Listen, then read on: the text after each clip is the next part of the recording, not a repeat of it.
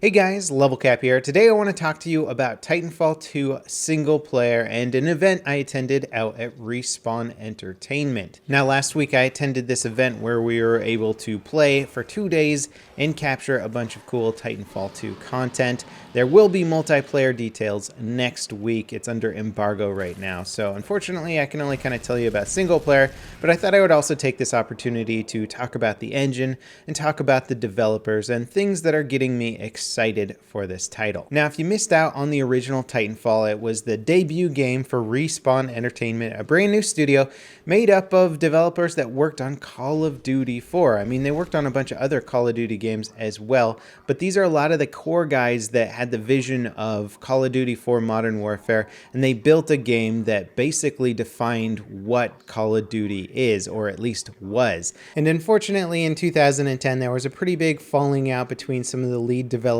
at Infinity Ward and Activision. There was lawsuits filed. There was a lot of money claiming to be owed to different people, management problems, that kind of stuff. And basically, a huge percentage of the main employees from Infinity Ward left, and they came and they formed Respawn Entertainment to create Titanfall, which sold over 10 million copies, which is very impressive for a brand new IP. Now that being said, Titanfall 1 is sort of a mixed bag when it comes to its success, or at least the perceived success. It had a huge amount of hype behind it, giant mechas, really cool parkour stuff going on. It wasn't hard to make a trailer for Titanfall 1 that looked good. When people saw it, it was like, wow, this is totally new, this is totally crazy.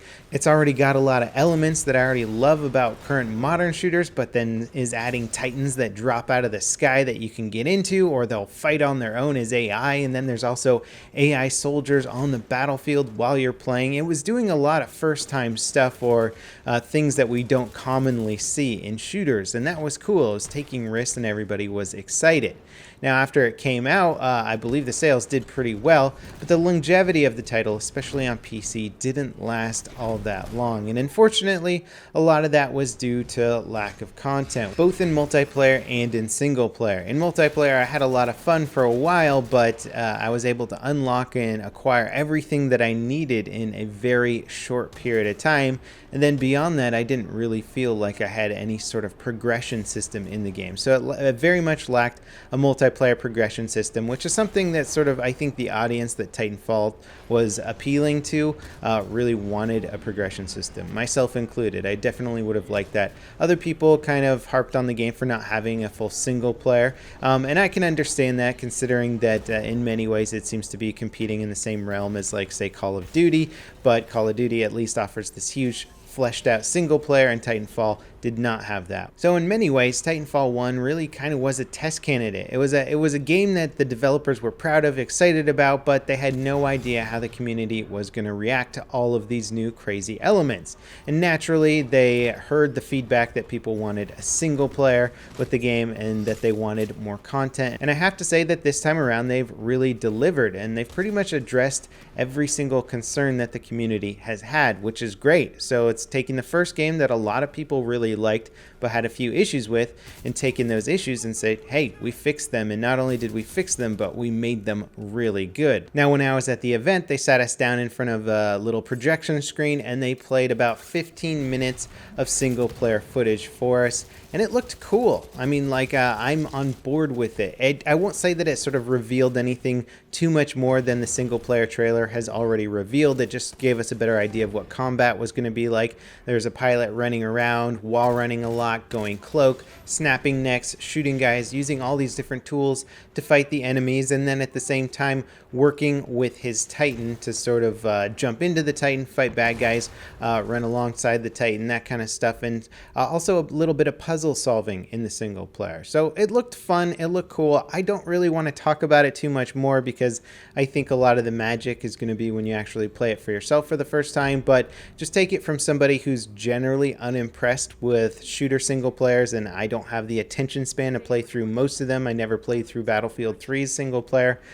This one actually looked interesting, and it looked like it had a lot of personality, which is really what I think makes a good single player game. If you feel like it has a personality to it, if it gives you a feeling while you're playing it that's different from, oh, just another action game, then that's important, and I think that's what they hit with Titanfall 2. Now, something I also wanted to discuss during this video is the Titanfall 2 game engine. Titanfall 1 was running on a highly modified Source engine, definitely an older engine, and unfortunately it had the effect of making Titanfall 1 look a little bit more dated when it first launched. It wasn't necessarily a bad looking game, and they did a lot of very impressive things with the Source engine. In fact, Valve was like, how the heck did you guys do all this stuff with our engine? It's not even like designed to do that. Basically, the Titanfall team had to completely redesign entire elements of the engine just to make it work with their game. Now, Titanfall 2, unfortunately, or maybe fortunately, we'll have to see,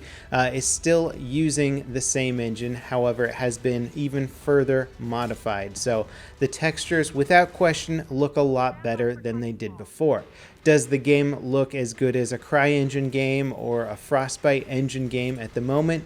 No, not really. And that is a little bit unfortunate, but it does look like it runs incredibly well. I don't think that they'll have a problem hitting 60 FPS for their multiplayer game. And certainly the single player demo that we saw looked really good. I won't say it was like mind-blowingly amazing graphics, but it did look good. It looked more current gen than the previous game did. Even Titanfall 1 looked a little bit last gen when it first came out, and this one's looking a bit more updated. Again, it's not the most beautiful game out there, and sure, it could probably look better with the Frostbite or the CryEngine, but having seen a very big, large resolution single player demo and being able to sort of nitpick all the graphical nuances, I have to say it held up really well. Anyway, going to this event, talking with the devs, and kind of learning more about the game has definitely reinvigorated my excitement for what Titanfall 2 can be. I still think it's really unfortunate that it's coming out right around the same time as Battlefield 1, as those are two games that I'm really interested in, and ultimately I'll probably end up spending a bit more time playing Battlefield 1